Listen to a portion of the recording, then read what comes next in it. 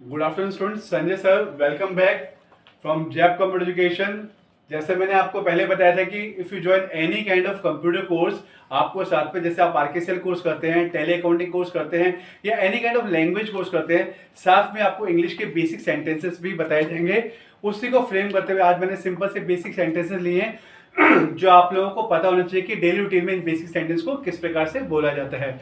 जैसे for example, अगर आप किसी दरवाजे को ओपन करते हैं तो आप लिखेंगे ओपन द डोर, या दरवाजा बंद करते हैं तो बोलते हैं क्लोज द डोर। लेकिन अगर दरवाजे को हम आधा बंद करते हैं, मतलब ना आधा खुला हुआ है ना आधा बंद है, तो हम उसको क्या बोलेंगे, लीव द डोर अजार। अजार का मतलब होता है आधा खोलना या आधा खुला या आधा बंद करना।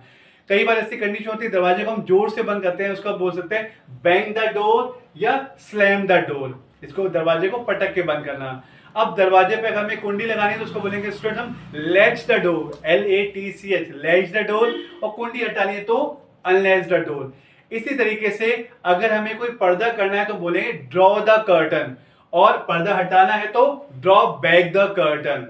आगे हम अगर फैन ऑन कर रहे हैं तो बोलेंगे turn on the fan. Fan of कर रहे हैं, टर्न ऑफ द फैन। लेकिन अगर फैन की स्पीड या एसी की स्पीड तेज कर रहे हैं तब हम क्या बोलेंगे, turn up the AC, turn up the fan. और डाउन कर रहे हैं तो turn down the AC. Turn, अगर मैं आपको इस तरह से फ्रेम कर रहा हूं कि मैं फैन की स्पीड तेज कर रहा हूं, I am turning up the fan. मैं एसी की स्पीड तेज कर रहा हूं, I am turning up the AC. अगर मैं एसी की स्पीड धीरे कर रहा हूं, I am turning down the AC. तो टर्न अप, टर्न डाउन का मतलब होता है फैन या एसी या कूलर किसी की स्पीड को तेज करना या धीरे करना। इसी तरह से जैसे आप लोग बहुत ज्यादा पढ़ लेते हैं, घर जाते हैं, यू फील टायर्ड, तो टायर्ड होने को क्या बोल सकते हैं, वॉर्न आउट। वॉर्न आउट का मतलब क्या होता है, I am tired.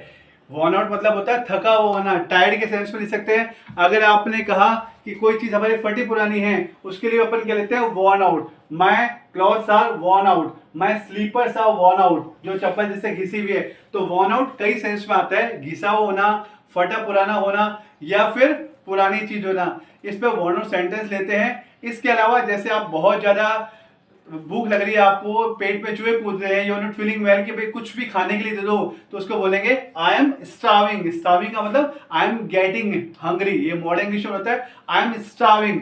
Same exercise अगर हम कहते हैं कि हमने बहुत सारा खाना खा लिया, हमारा पेट बिल्कुल भर चुका है, तो हम बोलेंगे I am stuffed now. Stuffed का मतलब मेरा पेट भर चुका है।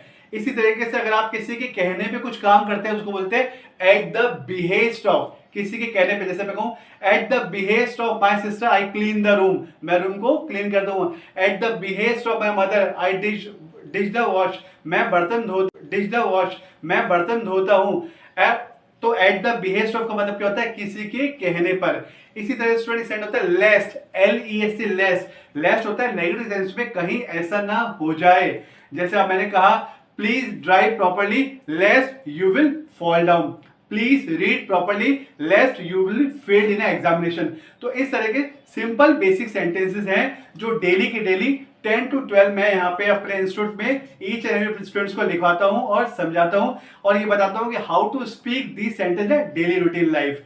ताकि बिलीव करता हूँ मैं पैनी पैनी मिक्स पैनी में कि डेली की डेली हम 15 से 20 सेंटेंसेस, 10 से 12 सेंटेंसेस हैं जो हम लिखेंगे और बोलेंगे, तो definitely a day will come you will be able to speak as well as you will be able to fight any kind of competitive exams. Thank you.